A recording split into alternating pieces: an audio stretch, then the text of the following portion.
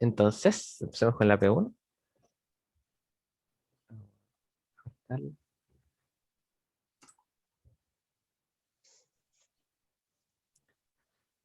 Nos dan una secesión, bueno, la parte A primero. Hoy, perdón. La parte A primero nos dicen sea una natural, ¿cierto? Que es fijo, como una constante, por así decirlo. Y nos definen L sub n por la siguiente recurrencia. L sub 0 es 2 y L sub n más 1 depende de A, ¿cierto? Es A L sub n más 1 menos A. ¿Ok? Voy a abrir el chat. Entonces, y nos piden demostrar, voy a escribirlo en naranjo, como siempre. Me pegó la cámara. Vamos a- Nos piden demostrar que para todos los naturales, eh, la de arriba, ¿cierto? L sub n es igual a elevado a n más 1. ¿Ya? Entonces, bueno, ¿cómo lo harían ustedes?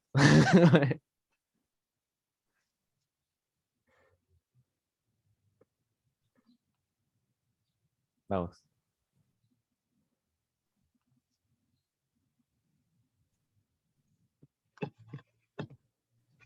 ¿Se me escucha? Sí, o sea, a mí no se me ocurre, pero no respondo. Ya, es por inducción. ¿Por qué por inducción? Porque tenemos el para todos los naturales, ¿cierto? Tenemos una recurrencia, así que lo más normal es hacer inducción. Entonces, hagámoslo por inducción. Primero usamos el caso base, ¿cierto? ¿El caso base cuál es?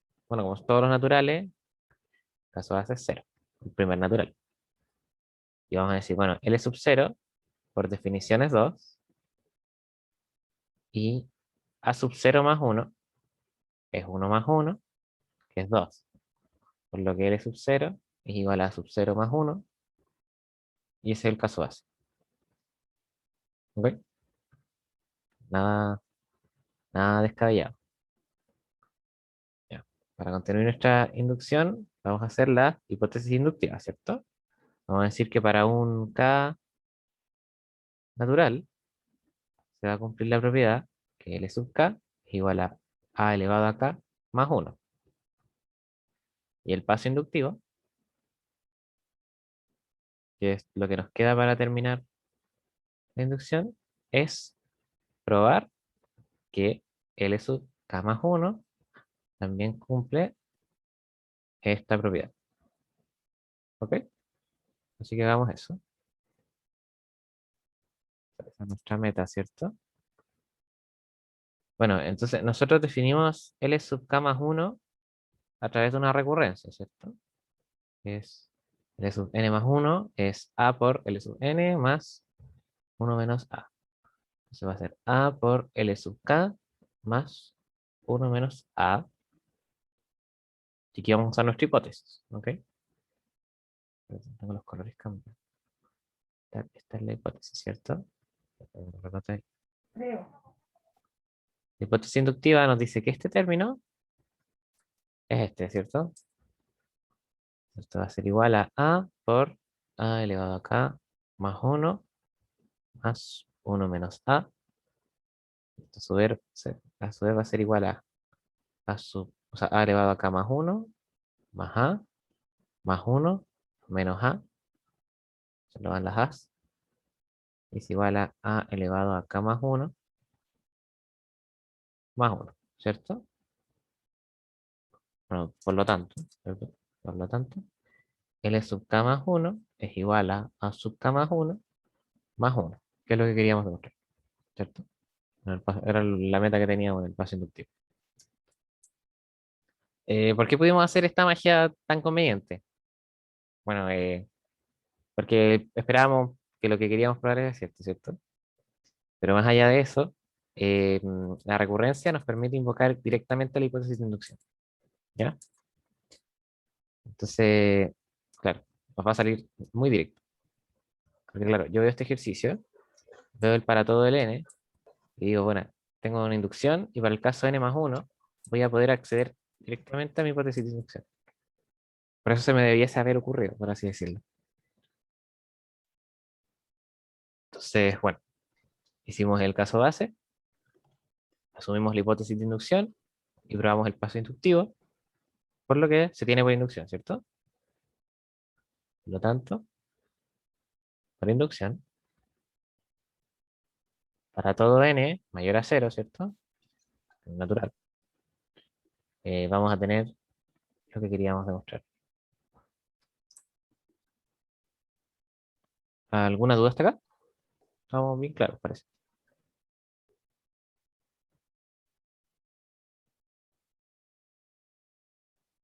Parece que no.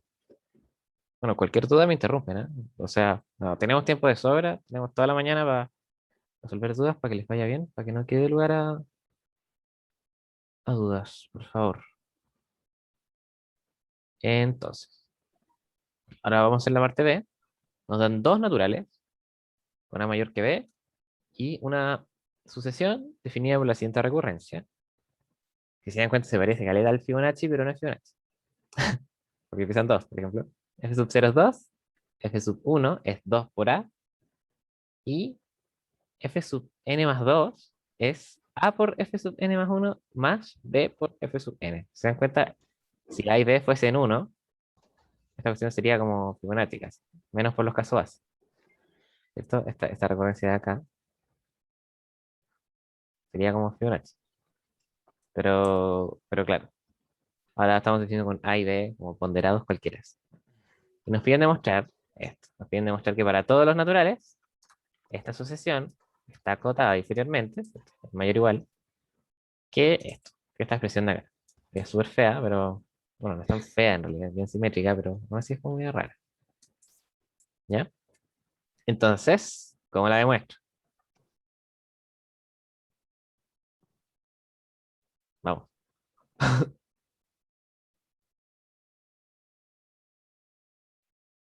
Si tengo un cuantificador para todos los naturales, ¿cuál es el método más conveniente para demostrar este tipo de cosas?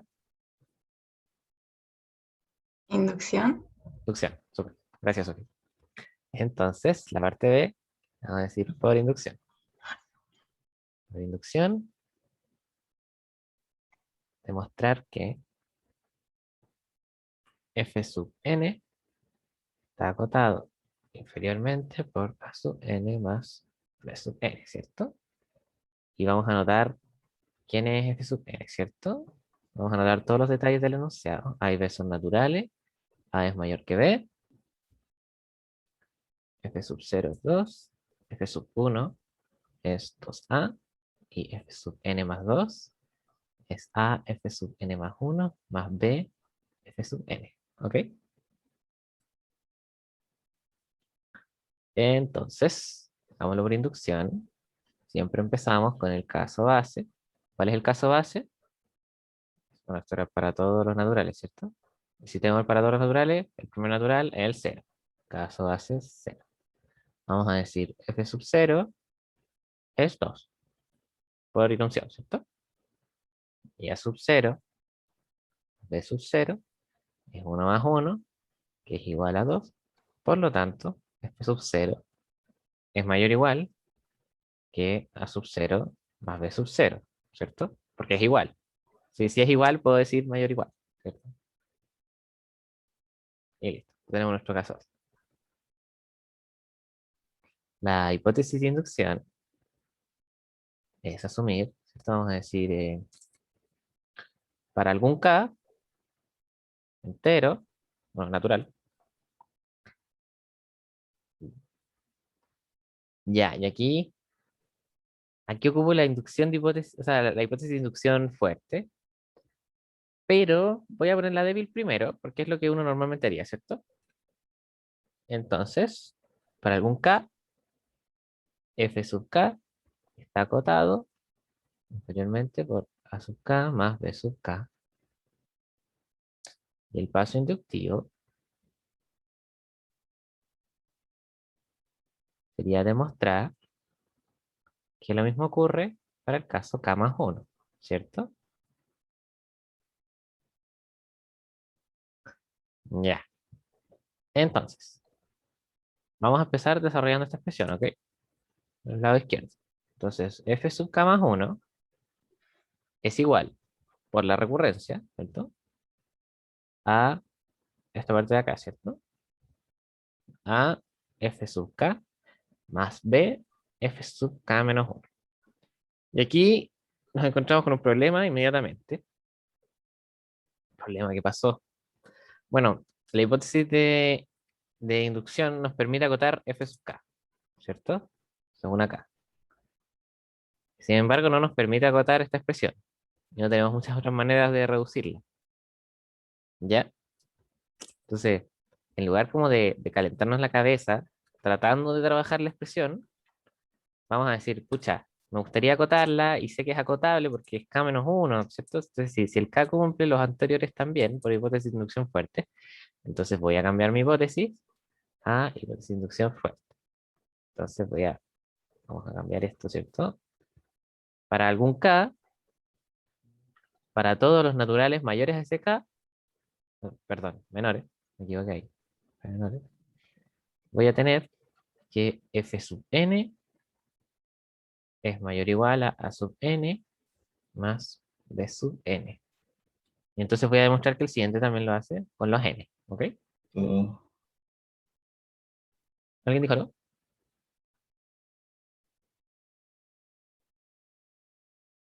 Ok, ya. Entonces, con la hipótesis de inducción fuerte, voy a poder acotar este caballero de acá y también este de acá, porque n menos 1 es menor que n, ¿cierto? Y el n estamos poniendo que es menor que el k, ¿cierto? Entonces, démosle. Ahora podemos acotar los dos. Primero acotemos vamos lentito para que no nos salga mal. Vamos a acotar primero el f sub n. Entonces, esto va a ser mayor o igual a sub n más b sub n más b f sub n menos 1, ¿cierto? Y aquí ocupamos la hipótesis, a ver, la hipótesis de inducción. Y ahora vamos a acotar este de acá. Vamos a distribuir acá, aprovechando el bolito. N más a a la n más b. Y acotamos este de acá. Bueno, acá lo que hicimos fue Fn es mayor o igual que a sub n más b sub. Y aquí voy a usar la hipótesis de inducción fuerte, que me dice f sub n menos 1 es mayor o igual a sub n menos 1 más b sub n menos 1. ¿Ok?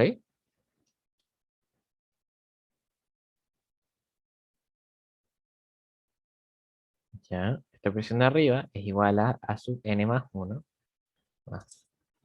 Ya, mira, este término de acá es más o menos lo que quiero, ¿cierto? Pero, filo, lo voy a dejar lejos, porque no es lo que quiero. Entonces me va a quedar a sub n menos 1 b más b sub n.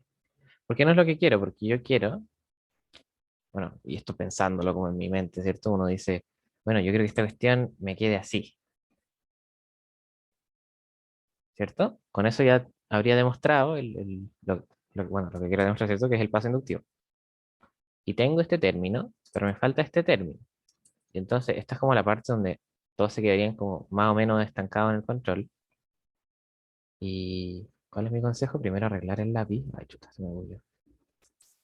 Deme un segundo. Nunca me va a pasar eso en clase. A ver. Em, Esta parte es como la que uno se estancaría cuando uno está en el control, ¿cierto? Porque uno no ve manera de invocar este bajo, ¿no? Entonces lo que vamos a hacer es volver al enunciado, ¿ok? Vamos a ir al enunciado, vamos a ver qué podemos sacar. Entonces tenemos que A y B son naturales, ¿ya? Estos son mayores que cero. Tengo que A es mayor que B. Ya, y eso me puede servir, ¿cierto? Entonces, esto nos huele bien. ¿Por qué? Porque yo aquí tenía A por B a la N, ¿cierto? Entonces yo digo, bueno, sé que A es mayor que B, se lo multiplico por B a la N, que es un número positivo, me va a quedar que A, B a la N es mayor o igual que B a la N más 1. Y mira esto es lo que yo quiero, ¿cierto? Entonces, se puede acotar. Voy a mover esto. Uy, no sé si lo agarré bien. Mover esto a un lado. A ver. Yo digo, bueno, voy a acotar aquí. Me va a quedar A elevado a N más 1 más B elevado a N más 1, ¿cierto? Porque acoté este A de acá más A sub N menos 1 B más B. Perdón, estoy viendo sub, es elevado a N. Ya, y aquí llega otro problema, pero este problema es más fácil. ¿Ya? Tengo lo que quiero, pero me sobran cuestiones. ¿Ya? Entonces, ¿qué hace uno en estas situaciones? Uno dice, bueno, A y B por enunciado son naturales, ¿cierto? Por lo que A es mayor que 0 y B es mayor que 0, ¿no es cierto? Por lo que A sub n más n menos 1 por B es mayor que 0 y B a la n también es mayor o igual que 0, ¿cierto? Por lo que estos también los puedo acotar, ¿ok? Y con acotar me refiero a acotar en este caso por el 0, ¿cierto? En este caso reemplazamos esta expresión, ¿cierto? Por esta expresión, que es la minora. En este caso vamos a reemplazar estas expresiones por el lado derecho, que es 0. Se nos va a quedar n más 1 más b sub n más 1. Y listo. Por lo tanto, f sub n mayor a, perdón, sub n más 1 mayor a sub n más 1, a elevado a n más 1, más b elevado a n más 1. ¿Ya? Entonces, terminaríamos la inducción, ¿cierto? Mostramos el caso base, asumimos una hipótesis de inducción, que en este caso tratamos con la débil, nos dimos cuenta que nos hubiera gustado la fuerte, así que usamos la fuerte al final para poder acotar este término. Y después empezamos a acotar sabiamente usando no solo nuestra hipótesis, sino también datos del enunciado, como que el A es mayor que el B, o que todos los términos son positivos, para llegar a lo que queríamos. ¿Alguna duda?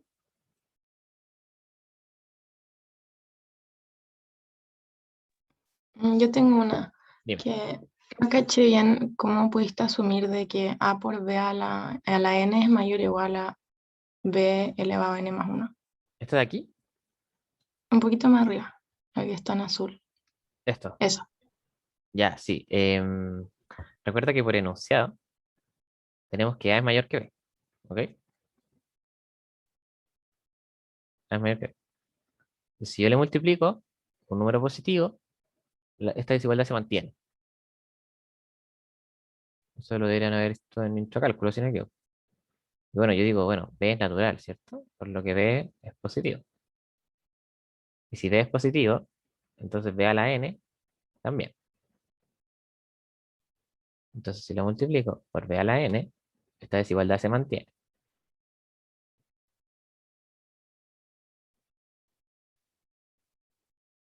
De ahí vino esa desigualdad. Ya.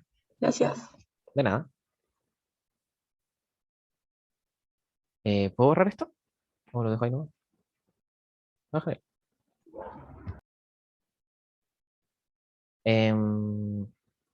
Bueno, demostramos el caso base cero, asumimos una hipótesis de inducción y demostramos el paso inductivo, por lo que para todos los naturales, desde el caso base, en este caso es cero, vamos a tener la propiedad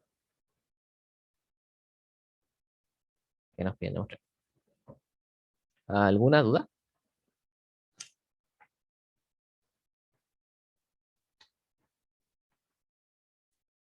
¿Todo claro? ¿Todo oscuro? No sé, dígame usted.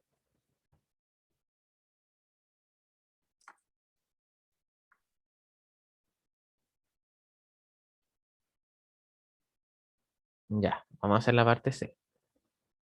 Si alguien tiene algo que agregar, me avisa. Entonces sea S sub n definida por la recurrencia, S sub 0 igual 0, y S sub n más 1 es S sub n más L sub n, para n mayor o igual que 0. Ya, ojito aquí, tengan mucha atención. El L sub n me lo definieron, pero en la A, ¿ya? Así que, y demostramos esta propiedad, así que podemos usarlo, ¿ya? No tengamos problemas con el L sub n, sabemos cómo es explícitamente. Entonces, nos piden demostrar que si A es distinto a 1, entonces se va a cumplir esta propiedad. Para todos los naturales, S sub n es esta expresión de acá, más n, ¿ok? Y después nos preguntan algo aparte, pero de ahí vamos a ver ese caso. Ok, entonces nos dicen que si A es distinto de 1, nos piden demostrar que para todos los n, S sub n es igual a sub n menos 1 partido en A menos 1 más n. ¿Ok? Ya, entonces, tenemos un para todos los naturales. ¿Cómo demuestro un para todos los naturales? Vamos, esto es mecánico. Siempre debe Inducción. ser por inducción, ¿no es cierto? Así como siempre. Yes. O sea, sería muy raro que les pusieran demuestre que para todos los naturales algo y que no se puede hacer por inducción. Sería muy Ah, extraño. Sería algo muy extraño por parte del DIM. De hecho, si lo hacen, me dicen a retarlo. ok, gracias. Entonces, bueno, demostrémoslo por inducción, ¿cierto? Por inducción. Una cosa a tener en cuenta es que de repente pueden tener expresiones, les digan como para todo nk en los naturales. Si ustedes quieran hacer inducción, pueden decir por inducción sobre una de las variables. Mantienen la otra fija y lo demuestran. Y eso está súper bien. ¿Ok? Entonces en este caso sería una inducción sobre n. Eso es para que lo tengan en cuenta, ¿cierto? Si algún día se enfrentan con algún ejercicio donde les dicen para todo n y k naturales se cumple esta proposición y ustedes la quieren demostrar por inducción, fijan un natural y hacen la inducción sobre el otro.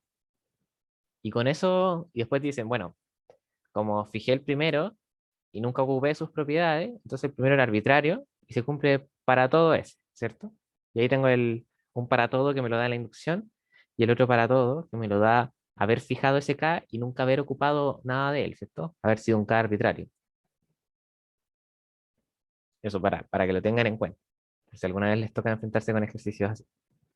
En este caso, por inducción sobre n, ¿cierto? Que es la única variable presente. Entonces, inducción siempre lo mismo, siempre lo mismo. Caso base, hipótesis de inducción, de ahí lo fuerte, da lo mismo, y después el paso inductivo, ¿ya? Siempre es el mismo esquema. No hay por qué estresarse pensando, oh, este puede ser distinto, no, es que este parte en dos. Bueno, entonces parte en dos, el caso base es dos, ¿ya? Siempre el mismo esquema. Bueno, n sub 0. O sea, n igual 0. Entonces, S sub 0 nos lo definieron en el enunciado, que era 0, si no me equivoco. ¿Me equivoco? No, no me equivoco. ¿Ya? Y por otro lado, A sub 0 más, perdón, menos 1 partido en A menos 1 más 0 es igual a 1 menos 1 partido en A menos 1 más 0, bueno, eso es 0. Por lo tanto, S sub 0 es igual a A sub 0 menos 1 partido en A menos 1 más 0. Y por lo tanto, tenemos el caso base, ¿cierto? Sencillo, sencillo. Ya, hipótesis de inducción. Ya, una de las maneras de saber si tendré que usar la hipótesis de inducción débil o fuerte, al menos en ejercicios de recurrencia, es darnos cuenta que en este el sucesor depende solo del pasado, ¿cierto? En cambio en este, el sucesor depende no solo del pasado, sino de cosas que venían antes, ¿ya? Entonces, hay como que, claro, si solo depende del elemento inmediatamente anterior, lo más probable es que la inducción débil nos baste. Pero si además depende de elementos que venían antes, que no solo pueden ser uno menos, pueden ser como tres menos, pueden ser la mitad del número, ¿cierto? Pero están todos mucho más atrás. Entonces lo más probable es que tengan que usar inducción fuerte. Pero en este caso, debo usar la inducción débil. ¿Por qué? Por lo mismo. Este elemento solo depende de su antecesor inmediato. Entonces, vamos a decir que para algún K natural se va a cumplir esto. Sub K es igual a elevado a K menos 1 partido en A menos 1 más K, ¿cierto? Y el paso inductivo será demostrar que S sub K más 1 sea igual a elevado a K más 1 menos 1 partido en A menos 1 más K más 1, ¿cierto? ¿Todo bien? Vamos, ¿estamos listos para hacer el paso inductivo? ¿Alguna duda que haya quedado hasta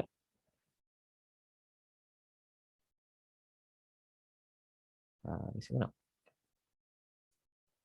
Ya, démosle. Entonces vamos a poner en efecto, porque nos creemos la muerte y creemos que todo es obvio. ¿Ok? S sub K más 1, por la recurrencia que nos dan en el enunciado, es S sub K más L sub K. ¿Ok? Ya. Y aquí hay que tener dos cosas en mente. Por la hipótesis inductiva, tengo que S sub K es A elevado a K menos 1 partido en A menos 1 más K. Y por otro lado, por la parte A, ¿cierto? Por parte A, sé que para todos los naturales, L sub K va a ser A elevado a K más 1. ¿Cierto?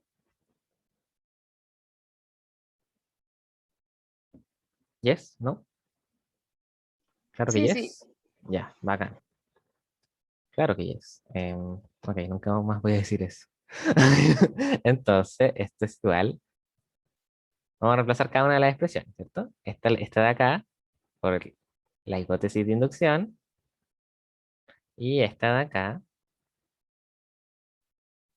por la parte A, ¿cierto? Que también lo demostré por inducción. Así que yo sé que es más o menos cierto. Entonces, ya aquí empecemos a construir lo que queremos demostrar, ¿cierto? Veo un K y veo veo el más uno, ¿cierto? Y la expresión que quiero demostrar tiene un K más uno, así que bueno, voy por buen camino. Lo único que me está sobrando es este amigo. Pero este amigo tampoco está incompleto, entonces la estrategia que vamos a hacer, ¿cierto? Va a ser sumar estas dos cosas, para ver si se simplifican y llegamos a lo que queremos. ¿Ya? Entonces, voy a copiarlo de antes, para que no perdamos el hilo.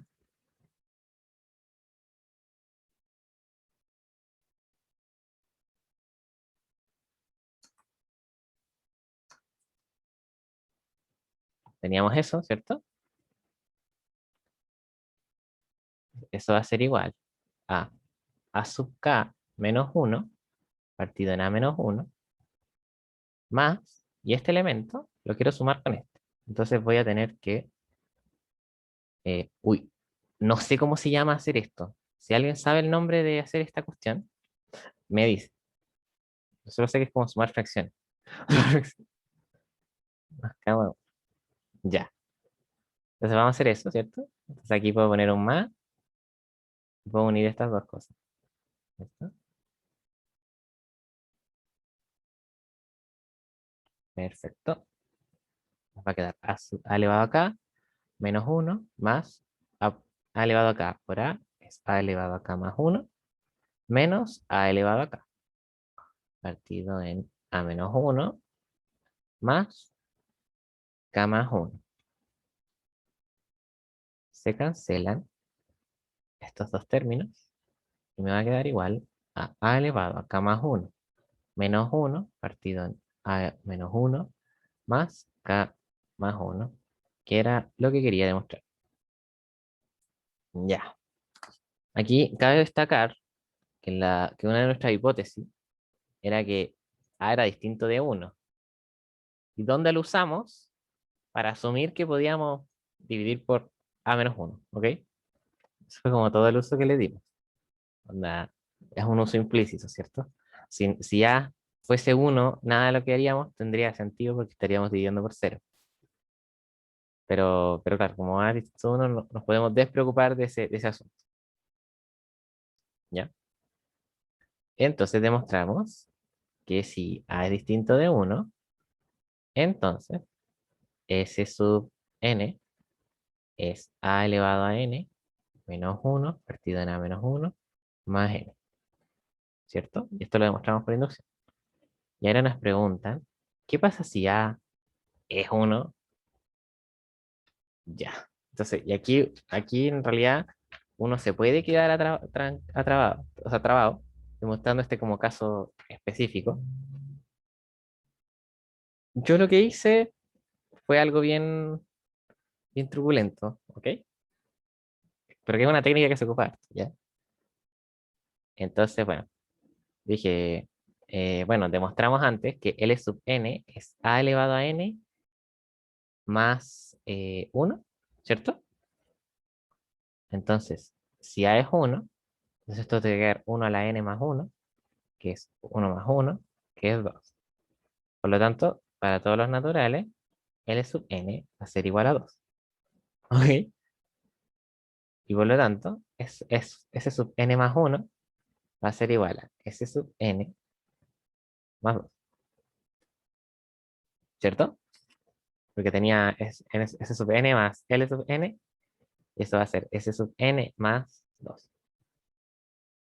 Entonces, yo puedo desarrollar esta expresión. Me va a quedar S sub n más 1 menos S sub n igual 2. ¿Cierto? Y esto es para todos los naturales. Sí, para todos los naturales. ¿Ya? ¿Ok? ¿Me siguen hasta ahí? Ya, entonces yo tengo esa expresión. S sub n más 1 menos S sub n igual 2 para todos los naturales. Y ustedes me imagino que han visto sumatorias. Sumatorias no entran en el control, pero las pueden ocupar en este tipo de cositas, de detalles. ¿Ya? Entonces, si ustedes han visto sumatorias, verán que esta cuestión se parece a una telescópica. ¿Ya? Entonces, como yo digo para todos los naturales, se cumple para 1, o sea, para 0, para 1, para 2, hasta el enésimo natural que yo quiera. ¿Ok? Entonces, yo puedo sumar todos esos casos, desde el 1 hasta el n, que yo quiera. ¿Ok? Entonces, yo voy a sumar todos estos casos, desde el 0, perdón, hasta el n, de S sub i más 1 menos S sub i, y en el otro lado también tengo que sumar. ¿Ok? Esto es una telescópica, S sub n más 1 menos S sub 0. Y esto de aquí es una suma de constantes, ¿cierto? Que es 2 por límite superior menos límite inferior más 1. ¿Listo? Da 2 n más 1. Y S sub 0 es 0. Por lo tanto, S sub n más 1 es 2 n más 1. Hacemos un cambio de variable acá, ¿cierto? N, decimos n más 1 es igual a m. No sé. Nos va a quedar que S sub m es igual a 2m. ¿Ya? Y como el n iba desde 0, ¿cierto? Podía ser 0, puede ser cualquier natural. Entonces m tiene que ser mayor a 1, ¿cierto? Porque este parte a lo más en 0. O sea, a lo menos en 0. Entonces cuando este es 0, más 1, va a ser 1. Este es el mínimo valor de m. Ok. Bueno, ¿y qué pasa con el 0, cierto? Bueno, ya lo sabemos. Ese sub 0 es 0. Y si se dan cuenta, también cumple con esto. S sub m es igual a 2m para todo m natural. Y ese es el caso a igual a 1. ¿Ok? ¿Queda alguna duda? ¿No les gusta usar la telescópica? Yo me perdí un poquito, ¿podrías recapitular, por favor? Yes.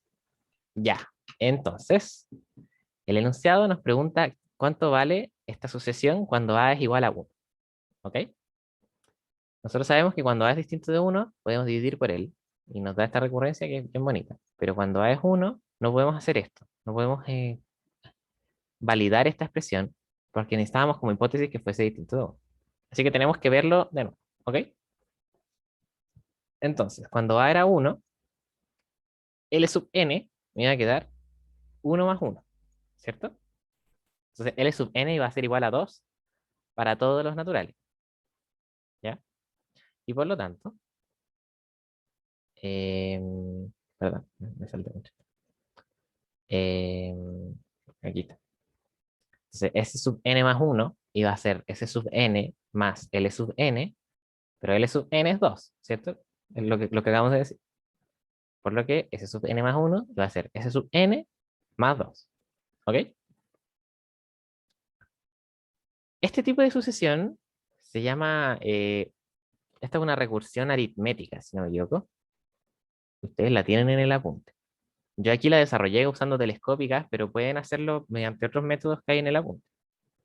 ¿Ok?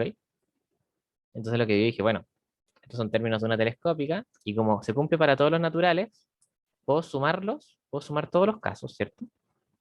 Porque, ¿qué significa esto? Significa que para el 0, S sub 1 menos S sub 0 es igual a 2. Para el 1, S sub 2 menos S sub 1 es igual a 2. Y así hasta el caso S sub n más 1 menos S sub n igual a 2. Entonces yo todas estas igualdades las puedo sumar y llego a esto de acá. ¿Ok? Entonces voy a tener que la sumatoria desde 0 hasta n de la componente izquierda es igual a la sumatoria de 0 a n de la componente derecha. Y esto es por el cuantificador, ¿eh? Si no tuviera el cuantificador, no podría sumar todos los casos. Es solo porque tengo el cuantificador que tengo todas estas igualdades. Por eso las puedo sumar.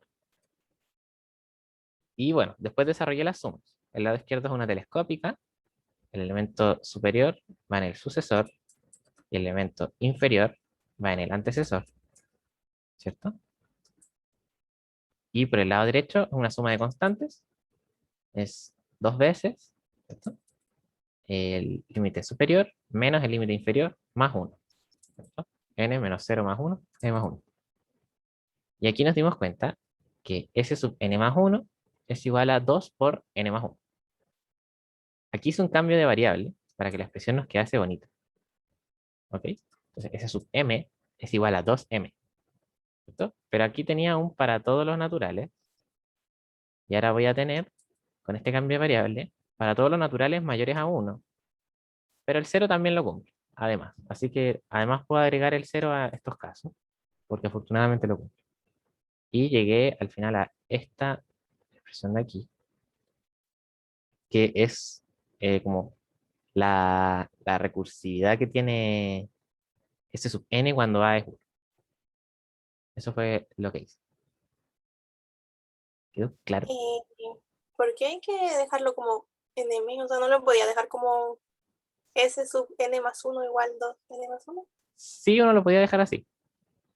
Claro, Ay, sobre todo sabiendo que S sub 0 es 0, ¿cierto? Solo lo quería dejar un poquito más bonito porque no sé, no sé en realidad. No sé por qué hice eso. Simplemente el n más 1 me hacía como ruido. Pero sí, podríais dejarlo así y decir, bueno, y además el sub 0 es 0, es conocido. Así que no me tengo que preocupar por eso. ok, gracias. Ya. ¿Alguna duda? Pasamos a la siguiente.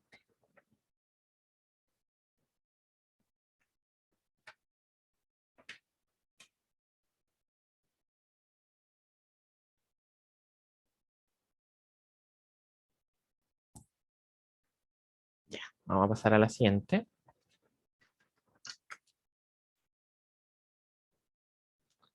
La P2. Sea F cuática un subconjunto de las partes de E. ¿Cierto? ¿Qué significa eso? Que F cuática es un conjunto que contiene algunos subconjuntos de E. Y además nos dicen que E pertenece a S. ¿Cuál? Entonces, nos piden demostrar esta equivalencia, que si tengo dos elementos en F, la diferencia de ellos está en F. Y eso ocurre si solo si estas dos propiedades de acá. Que si la intersección está en F y el complemento está en F. ¿Ok? Entonces, el lápiz 2. P2. El lápiz 2. Vamos a hacer las definiciones. F cuática es subconjunto de las partes de E. E pertenece a F cuática. Ya, y esto que no les haga ruido, ¿ah? ¿Por qué? Porque recuerden, F es subconjunto de las partes de E. ¿Qué significa eso? Que F contiene algunos subconjuntos de E. Y entre esos subconjuntos, sí o sí debe estar E. ¿Ok? Entonces, por ejemplo, si E fuese 0, 1, 2, no, lo voy a hacer más chico, perdón. Entonces, pues 0, 1. Las partes de E, ¿qué elementos son? Es el vacío, el singleton 0, el singleton 1 y el 0, 1, ¿cierto? Que esto de acá es E, ¿ya? Y un posible F cuática sería el singleton 0 y el conjunto E, ¿cierto? ¿Por qué? Porque este F cuática es subconjunto de las partes de E y contiene A, ¿cierto? Pero si se dan cuenta, no tiene todos los subconjuntos de E, solo tiene algunos. ¿Ok? ¿Quedó claro a qué nos referimos con esto? Es importante cuando se enfrenten a este tipo de expresiones como difusas, se hagan un mini ejemplo para entender qué es realmente con lo que estamos trabajando. En este caso estamos trabajando con un conjunto que contiene subconjuntos de E, y no todos, solo algunos. Y entre esos subconjuntos necesariamente está E. ¿Quedó claro? Ahí pusiste lo del que tiene el cero como ejemplo nomás, ¿no? Esto sí es un ejemplo. Es un ejemplo para entender con qué tipo de conjunto estamos trabajando. Yo dije, me dio un E Ya. fácil y desarrollé esta expresión, ¿cierto? Y cuáles eran las partes y qué conjuntos podrían ser F, ¿cierto? Otro tipo de F podría ser el vacío, singleton 1 y E, ¿cierto? Ese es otro tipo de F, porque cumple las propiedades. Es subconjunto de las partes y contiene A.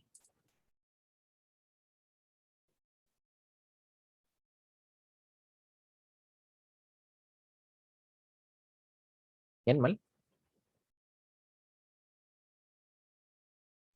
Ya, voy a Bien. seguir. Hagan. Ejemplo. ¿Bien? Entonces, nos piden demostrar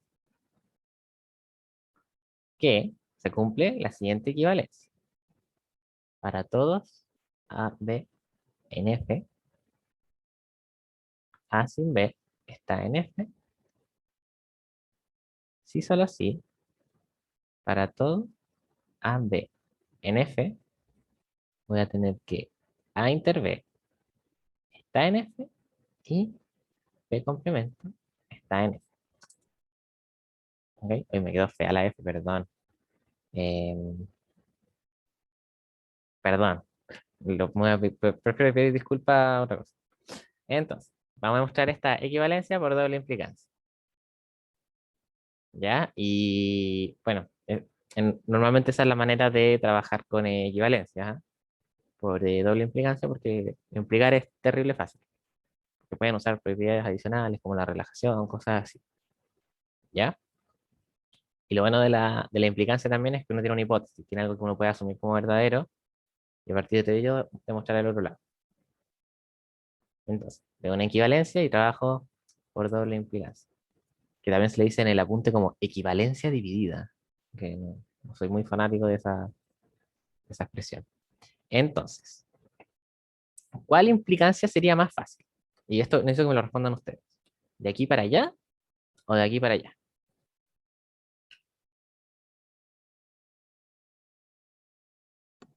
La primera, o sea, la primera flechita que tiraste, Ya, sí, la de abajo, ¿cierto? ¿Y por qué? porque hay más cositas para trabajar, no sé. Bien, súper.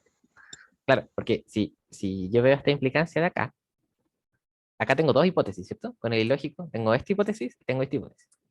En cambio, la otra implicancia, solo tengo una cosa y me piden demostrar dos, ¿cierto? Entonces, traten de jugar con esa estrategia en los controles. Si les piden demostrar una equivalencia, parten por las que tenga una hipótesis más enriquecedora, con la que puedan hacer más cosas, ¿ya? Porque, bueno, así se asegura un puntaje y así al tiro van a empezar a entender la mecánica de los conjuntos en los que están trabajando, las funciones. Entonces, vamos a empezar por la implicancia más fácil, querida por la compañera, que es bien, demostrar que este lado derecho, ¿cierto? O sea, claro, que si tengo el lado derecho como supuesto, tengo que demostrar esto. ¿Sí? A sin B pertenece a F. ¿Ya? Entonces, vamos a tomar sean A y B en F cuática arbitrarios. ¿Ya? Quiero demostrar que esto está en, en F cuática, que el A sin B está en F cuática. Entonces digo, bueno, yo sé que A sin B es A inter B complemento. Y digo, bueno, acá tengo complemento, acá tengo intersección, como que huele bien la cosa. Vamos a justificar adecuadamente para concluir adecuadamente que A inter B complemento está en F y por lo tanto A sin B está en F. ¿Ya? Entonces, como B está en F cuática, por hipótesis, ¿cierto? Por hipótesis, B complemento está en F cuática. ¿Ya?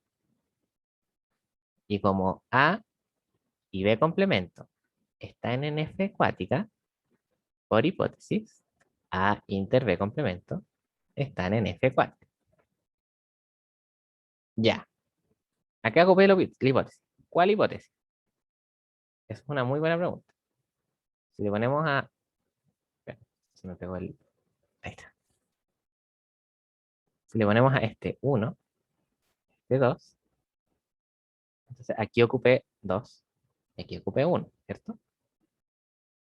Como B está en F, B complemento está en F. Como A y B complemento están en F, su intersección también va a estar en F. Perdón. Bueno, y que A inter B complemento esté en F es equivalente a que A sin B esté en F. Que es lo que queríamos demostrar, ¿cierto? Bueno, y aquí tienen que concluir, ¿cierto? Como A y B en F eran arbitrarios, para todo A y B en F, A sin B está en F. Que era lo que queríamos demostrar. Ya, listo, tenemos una implicancia lista y ahora hay que hacer la otra. Ya no nos gusta mucho la otra, pero hay que hacerla. Hay que hacerla porque tenemos todo el puntaje posible. Y bueno, si nos piden demostrarles porque es cierto, ¿cierto? Vamos con esa corazonada de que va a haber un momento iluminador donde nos vamos a dar cuenta que es cierto, ¿ya? Entonces, nos piden demostrar dos cosas. Bueno, primero anotemos nuestra hipótesis, ¿cierto? Para todo A y B en F, A sin B está en F. ¿Ok? Esa es nuestra hipótesis. Y nos piden demostrar que para todo A y B en F, A inter B está en F y B complemento está en F. ¿Ok? Entonces, nos damos cuenta que nos piden demostrar dos cosas. ¿Cuál se ve más fácil de demostrar? les paso la palabra a usted. ¿Cuál de las dos es más fácil de demostrar?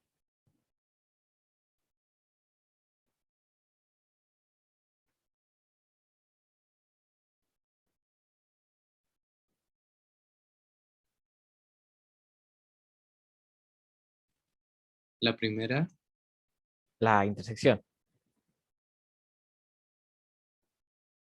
¿Y por qué? porque el primer enunciado de la hipótesis casi te la da. Casi, ¿cierto? Porque la hipótesis me dice que A inter B complemento está en F, ¿cierto? Pero es buena la observación, pero fíjate bien. Para que esto se cumpla, ¿qué tengo que tener? Tengo que A, bueno, nosotros queremos demostrar que A inter B está en F, ¿cierto? ¿Y qué tenemos nosotros? Que A inter B complemento está en F, ¿cierto? Entonces, para que esto se cumpla, si te das cuenta, esto lo puedo escribir como A inter B complemento complemento, ¿cierto? Y esto es A sin B complemento. Entonces, si yo tengo que A está en F y que B complemento está en F, por hipótesis, A sin B complemento está en F, y eso es equivalente a que A inter B está en F, ¿cierto? ¿Cuál es el problema? Que necesito que B complemento esté en F, ¿cierto? Y eso no lo tengo asegurado, de hecho eso es algo que me piden demostrar. Pero es una buena observación. Uno dice, bueno, para que esto, bueno, esto se parece mucho a mi hipótesis, ¿cierto? Porque mi hipótesis tiene una intersección. Pero para poder demostrarlo, me doy cuenta que voy a necesitar esta parte de acá, ¿cierto? Voy a necesitar que tenga el complemento para poder después como intersecarlo y expresarlo en función de mi hipótesis. Por lo tanto, bueno, es muy buena observación. Vamos a empezar por esta. Porque nosotros sabemos que si tengo esta, entonces esta sale inmediatamente. ¿Ya? Entonces, voy a borrar eso. Voy a borrar esto. Soy muy malo borrando, me disculpo.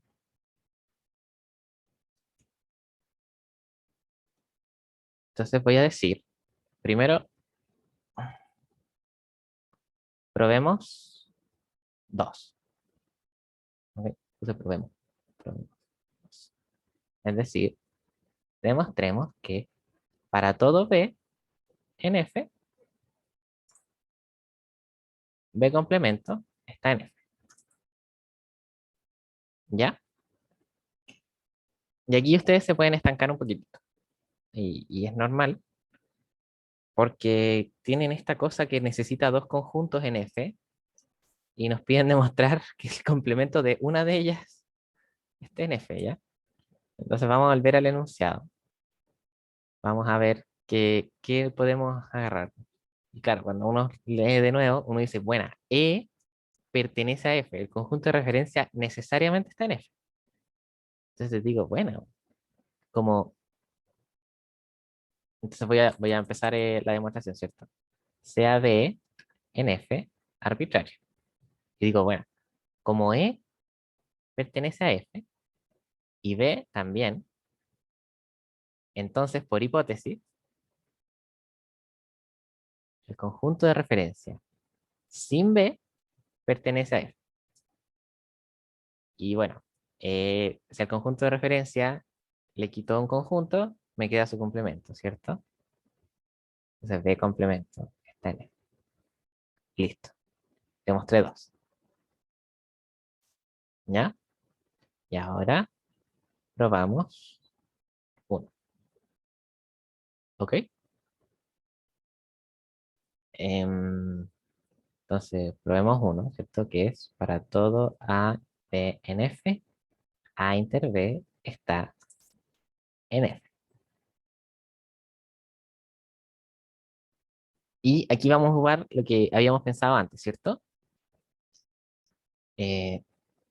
Sean A y B en F arbitrarios, ¿ok? Entonces, como B está en F, B complemento está en F, ¿cierto? Y se implica viene de 2, que ya lo demostramos, ¿cierto? Y como A y B complemento están en F por la hipótesis original, ¿cierto? Que si tengo dos conjuntos, su diferencia está en F, voy a tener que A sin B complemento están en F. Y aquí voy a desarrollar esta expresión, ¿cierto? Es A inter B complemento, complemento, está en F, si solo si A inter B están en F. Y ahí demuestro 1. ¿Quedó claro?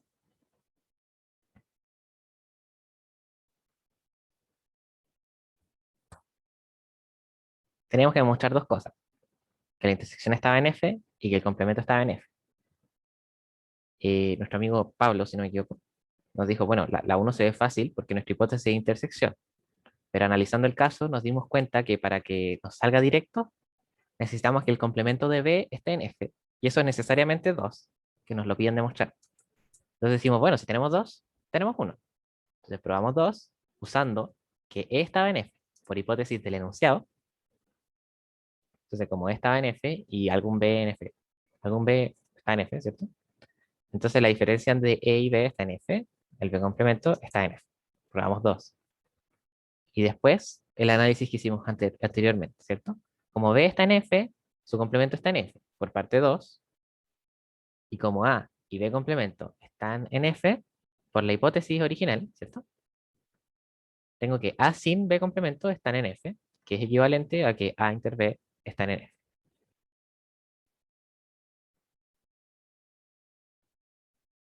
¿Alguna duda?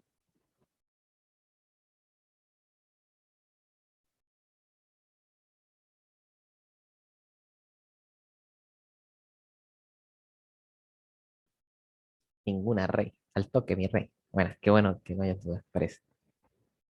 Dato freak. Dato freak.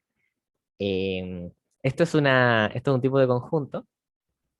Bueno, acá está, no está la definición entera, pero esto es un tipo de conjunto que se dicen topologías, ¿ya? Que dados el conjunto de los subconjuntos de algún E, ¿cierto?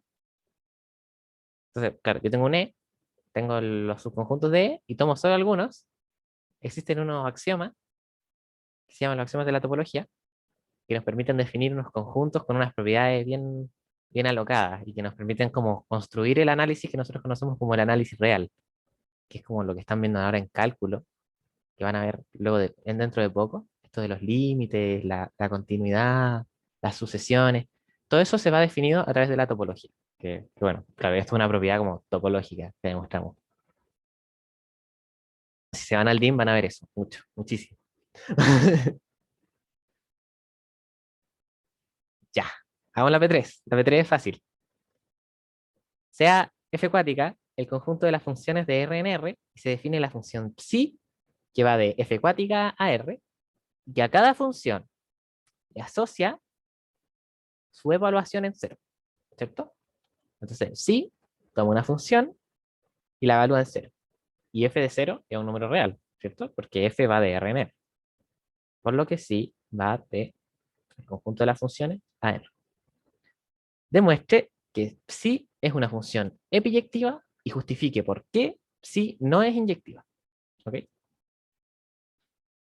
Ya, antes de eso, ¿quieren un break o seguimos? Si no quieren un break, igual yo me voy a parar a buscar un vaso de agua porque me estoy como ahogando. Díganme ustedes, por favor. Sí, porfa, me quiero hacer un tecito, tengo frío. Ya. ¿Alguien más, a favor, en contra? ¿5 minutos? Ya, sí, me parece bien. Voy a poner 7 minutos, porque normalmente pongo 10 y 5 encuentro que es poco. 7 está bien. Eh,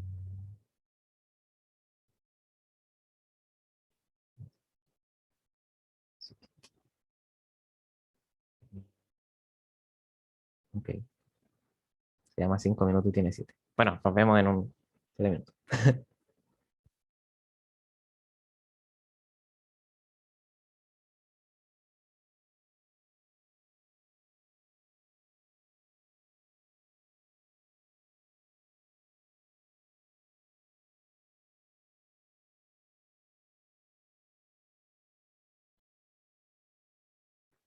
Ya, hemos vuelto de nuestro break. Espero que estén hiper descansados. ¿Sí? ¿Están descansados? Imagino que sí. Pero un break enorme. Entonces, volvemos a las funciones. ¿Cierto? Teníamos una función psi que tomaba una función de los reales a los reales y le evaluaba en cero. ¿Cierto? Y eso retorna. Nos piden demostrar que es epiyectiva y justificar por qué no es inyectiva. ¿Ok? Ya. Yo lo que hago siempre en estos ejercicios es anotar infinitas veces la definición de epiyectividad, ¿no? Ese es como mi truco oculto, ¿cierto? Nos piden demostrar que psi es epi.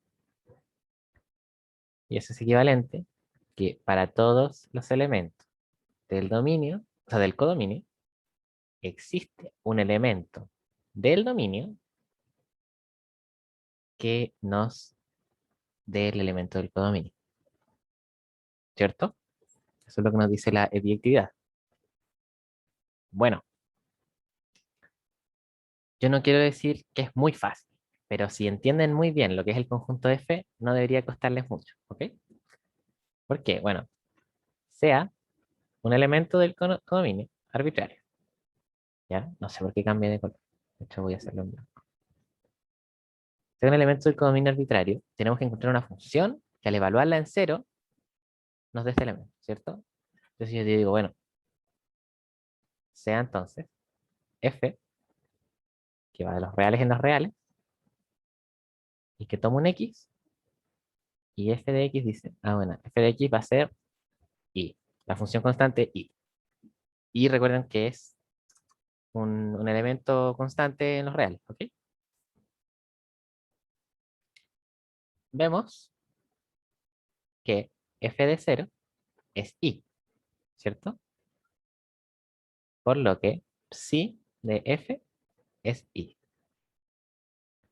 Luego, existe una función de los reales en los reales, tal que psi de f sea Y, ¿cierto? Como Y era arbitrario, tengo que para todos los Y se cumple esto.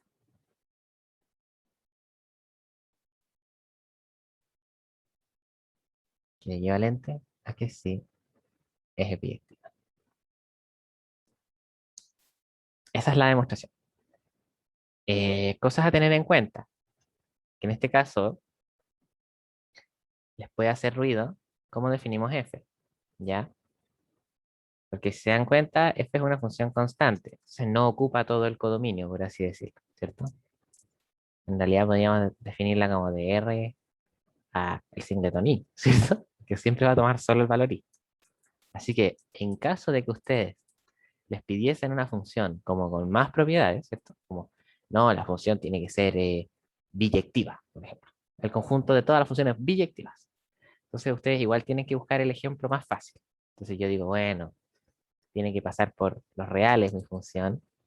O sea, es de reales a los reales, ¿cierto? Tiene que pasar por el i en cero, ¿cierto? Cuando es cero, pasa por i. Pero bueno, la función biyectiva, que f de 0 es i, una línea recta, ¿cierto? Y yo podría decir, bueno, podría definir la función f de x igual a cualquier pendiente, ¿cierto? Pongámosle x, ¿no? Pendiente 1, pero podría ser cualquier pendiente, más i. Y esa función también tiene que f de 0 es i, ¿cierto? Y además es biyectiva, ¿cierto? Ocupa todo esto.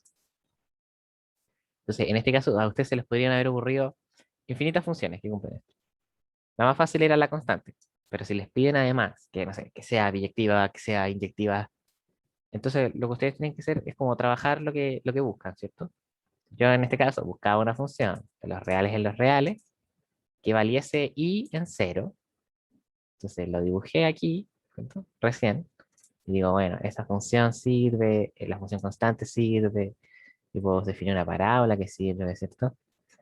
Y así. La verdad es que hay infinitas funciones. Pero eso, la más fácil era la función constante. Así que vamos a dejarla con esa, pero podría haber sido cualquier cosa. Entonces, ¿qué es lo que hicimos? Tomamos un elemento del codominio de sí, ¿cierto? Porque sí va de las funciones a los reales. Entonces dijimos, ah, bueno, existe una función, que es la función constante, que siempre va a valer este i, ¿cierto? Entonces f de 0 va a ser i, y por lo tanto, si de f es f de 0, ¿cierto? Es y es igual a i. Y luego va a existir una función, un conjunto de funciones, que al evaluarla en sí nos dé i, ¿cierto? Y luego como líder arbitrario, para todos los i va a existir una de estas funciones, tal que si de f es i, y esta es la definición de biyectivo. ¿Alguna duda? No tengo el micrófono mucho. Bueno,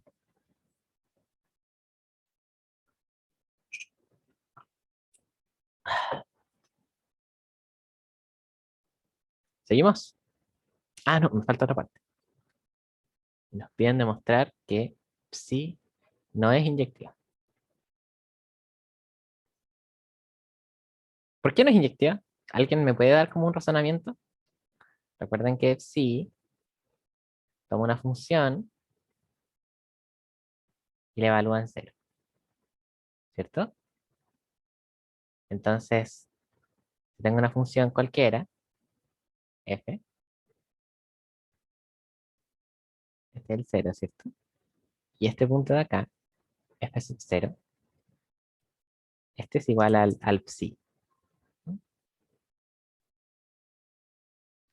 ¿Por qué no es inyectivo?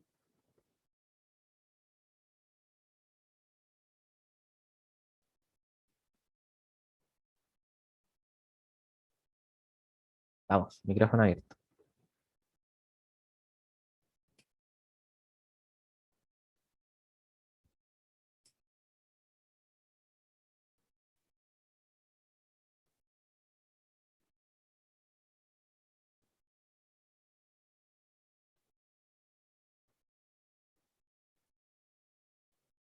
Ya, parece que no hay muchas ideas.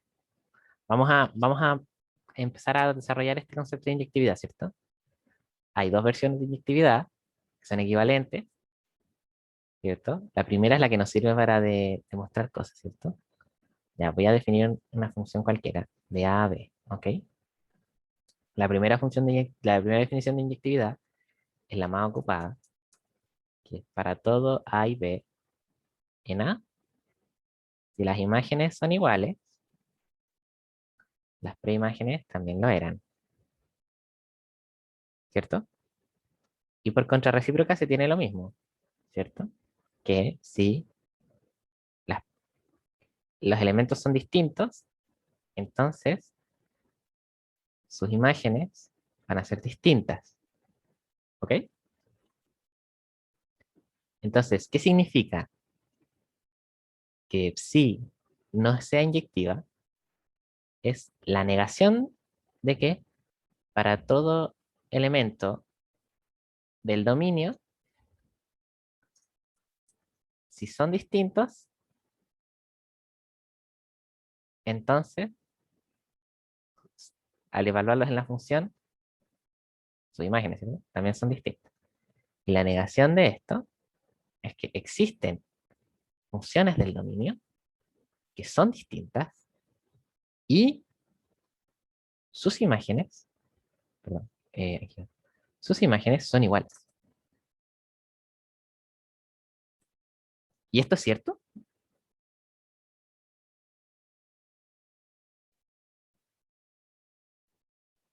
Vamos, ya les di más pistas. Vean ustedes.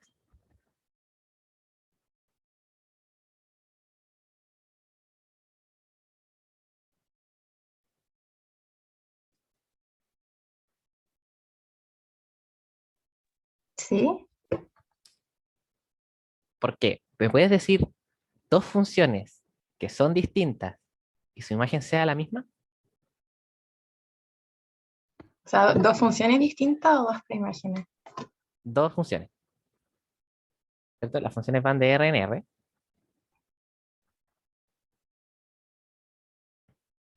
Puede servir de los ejemplos que diste antes, como la parábola, la constante y eso. Yes, eso mismo es, Bueno, ¿cierto? Entonces, f de x, por ejemplo, la constante, alfa, ¿ya? Y g de x igual la línea recta con pendiente 1 y término libre alfa. Nos damos cuenta que f de 0 es igual a alfa y que g de 0 es igual a alfa también, ¿cierto?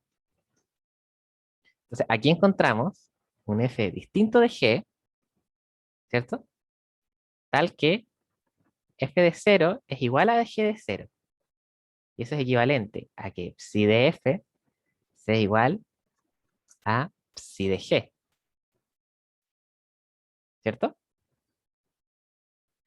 Y luego existen este tipo de funciones en el dominio que son distintas y además sus imágenes son iguales, que es equivalente a que psi no es inyectiva. Ya, dibujísticamente hablando, lo que ustedes podrían haber justificado es que, bueno, recordemos que este es psi de f, ¿cierto? Si yo tengo un f cualquiera, ese es mi f, y, bueno, en teorema del punto gordo, ¿cierto? Este es mi f. Entonces, la intersección con el eje y, ese es mi psi de esa función. Entonces, si me doy cuenta, yo puedo crear cualquier función que intersecte en ese punto, en el eje y, pero que sean distintas en absolutamente todos los puntos, ¿cierto? Por eso psi no es inyectiva, porque existen infinitas funciones que al evaluarlas en cero me den exactamente ese punto. ¿Se entendió la idea?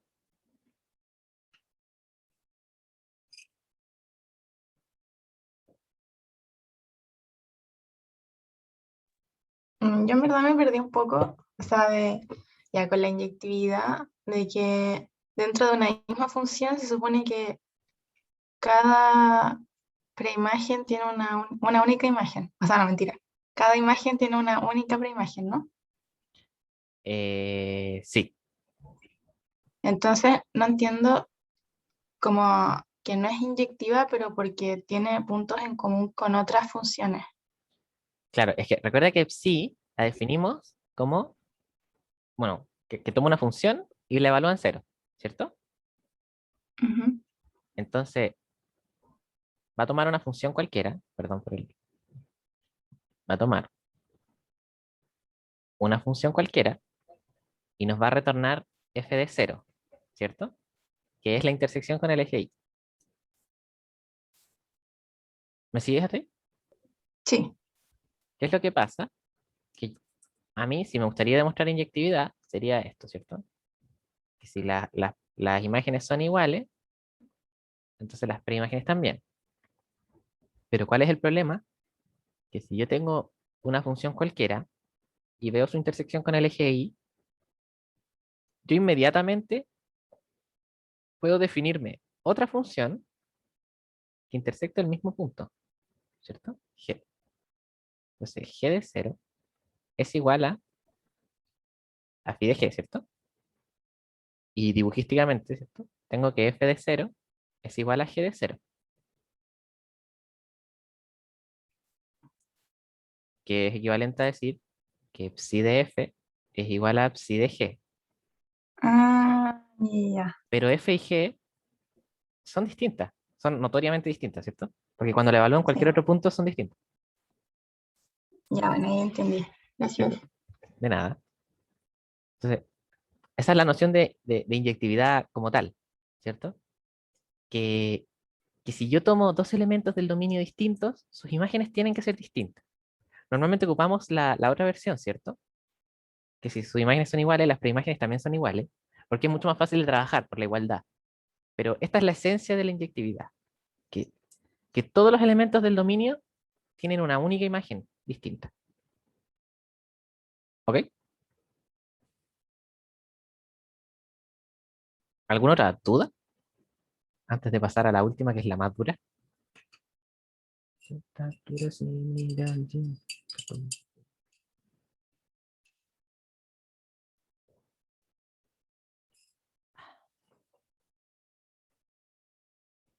Michin, Dime. ¿podrías poner como el enunciado 5 segundos que quiero ver algo?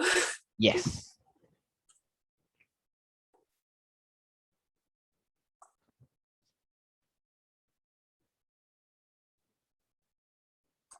Ya, gracias. De nada. Bueno, me voy a quedar con el enunciado para leer la P4. Y esta es la más exótica. La más exótica. Pero no es difícil. O sea, es la más difícil, pero si ustedes son ordenados y recuerdan las propiedades, no les va a costar. ¿Ya? Y doy fe de eso. Yo tengo el desorden acá con esta pregunta porque, insisto, ayer la hice como a las 3 de la mañana jugando LOL. Así que, bueno.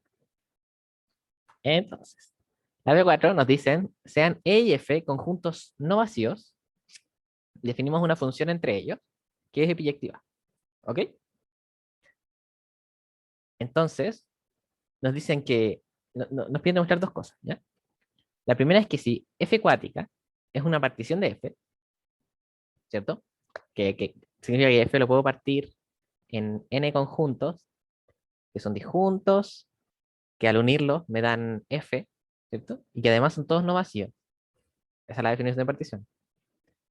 Bueno, entonces si tengo una partición de F, entonces la preimagen de cada uno de esos elementos es una partición de E. ¿Ok? Entonces, voy a recortar el enunciado y vamos a dibujar un ratito para como que nos quede bien, bien claro qué estamos tratando de demostrar. ¿Ok? Al final, este es el tipo de ejercicios mentales que ustedes tienen que hacer en los controles. Tienen que decir, ¿por qué? ¿Por qué pasa esto? Que está bien demostrar ciegamente, pero, pero no está tan bien, o bueno, es más hermoso y más fácil de demostrar si es que estamos entendiendo lo que hacemos. Entonces tengo E y tengo F, ¿ok? Y voy a tener una función, eso se llama un diagrama sagital, si no me equivoco. Voy a tener una función que va de E en F y es epiyectiva. Entonces, yo a F lo voy a particionar, ¿cierto? Lo voy a particionar en 4 porque soy flojo. En 4 elementos, ¿ya? Este es F1, F2, F3 y F4. Y nos piden demostrar que las preimágenes de cada uno, recordemos que cada conjunto tiene una preimagen, ¿cierto? Vamos a decir que, no sé, este conjunto de acá, este conjunto de acá, este conjunto de acá y este conjunto de acá. Esta va a ser la preimagen de F1. Bueno, voy a ponerle 1 no. Voy a ponerlo así. Me piden demostrar que las preimágenes de cada uno de estos conjuntos son en realidad una partición. O sea, en realidad no dejan estos huecos. No existen estos huecos. Lo que hacen es una partición de E. ¿Ya? Este de aquí es F, está la preimagen del conjunto F1. Y así con todo. ¿Ok? ¿Se entiende? Si yo particiono F y mi función es epiyectiva, entonces las preimágenes de esta partición van a formar una partición en E.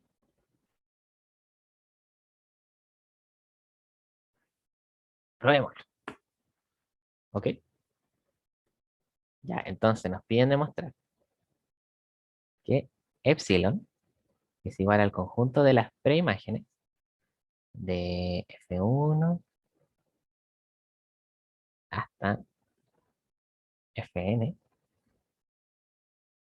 es partición de E.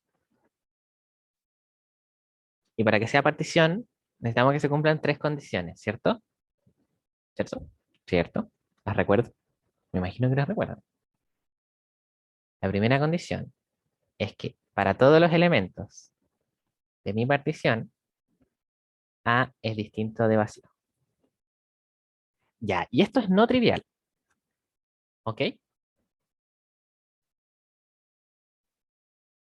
¿Ok?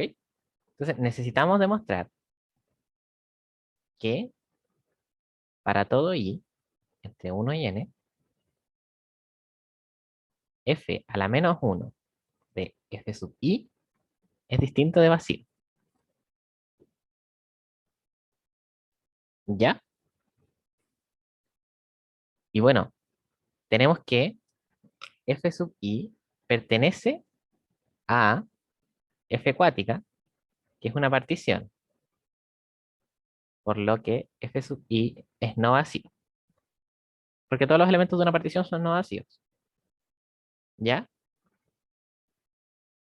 Luego, voy a decir, bueno, no es vacío, entonces su preimagen es no vacía.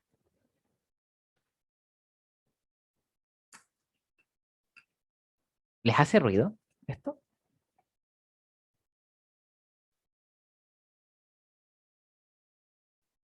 ¿Encuentran que esto está bien?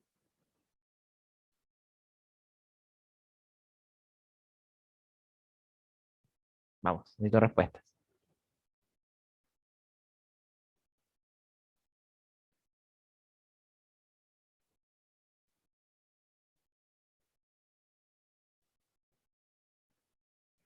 Recordemos la función constante, que va de los reales en los reales, ¿ya? Y que a todos los elementos de R les asigna la constante, ¿cierto? Entonces, yo tengo una partición de los reales. Voy a poner una partición que contiene ese punto y el otro elemento de la partición es el que no contiene ese punto. ¿Ok? Este conjunto de acá es no vacío, pero su preimagen es vacía,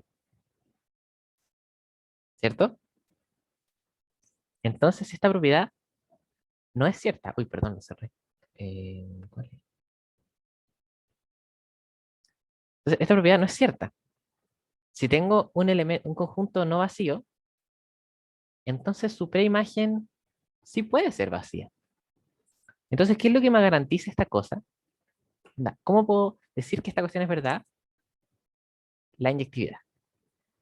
O sea, epiyectividad, perdón. Pues F es epiyectiva. ¿Ya? Entonces vamos a hacer esa demostración. Pero ahí demuestre que bueno, si tengo una función de A a B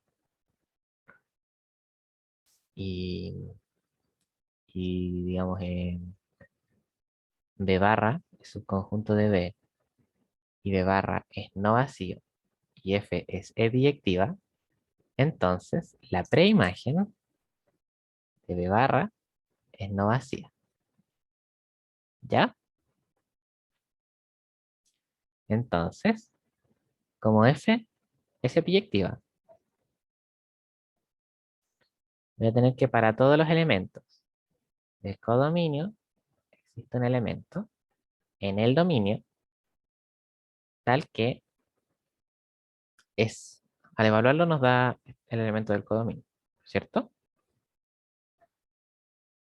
Como B barra es no vacío, tiene elementos.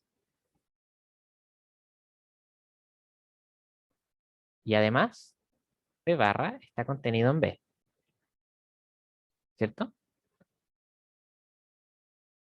Luego, si algún B pertenece a B barra, Entonces ese B va a pertenecer a B grande. Y como F es epiyectiva, va a existir un elemento en A tal que F de X sea B. ¿Cierto? Entonces, luego ese elemento X va a pertenecer a la preimagen de B barra. Y eso en particular nos dice que la preimagen de B barra es no vacío. ¿Ya? En este caso, nos dimos cuenta de que si un elemento de la imagen, o sea, del codominio, o sea, si un subconjunto del codominio es no vacío, su preimagen es no vacía, si es que se tiene que F es epiyectiva. Y en este caso lo necesitamos demostrar. No sé si está en el apunte, pero preferí demostrarlo por si acaso.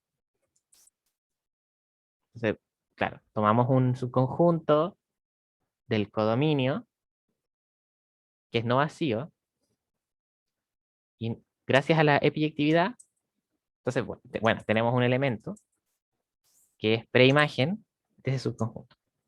O sea, que pertenece a la preimagen de ese subconjunto. Y por lo tanto es no vacío. ¿Quedó claro ese paso?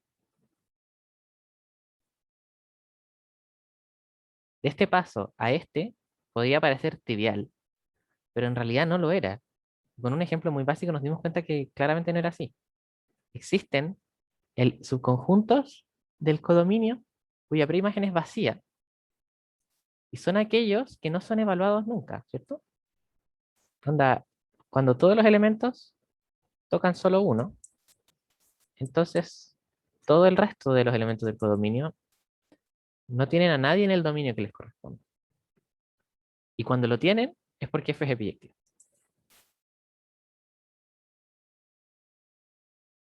Ya.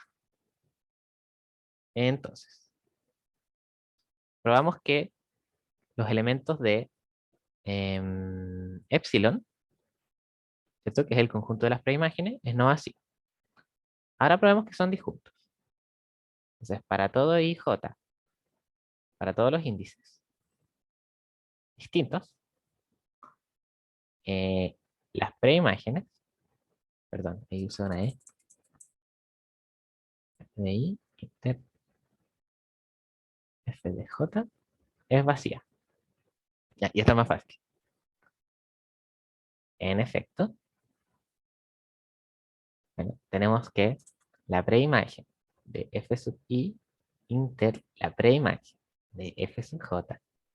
Yo voy a ocupar una propiedad, la preimagen de A inter la preimagen de B es igual a la preimagen de A inter B. La preimagen de F de I inter F de J.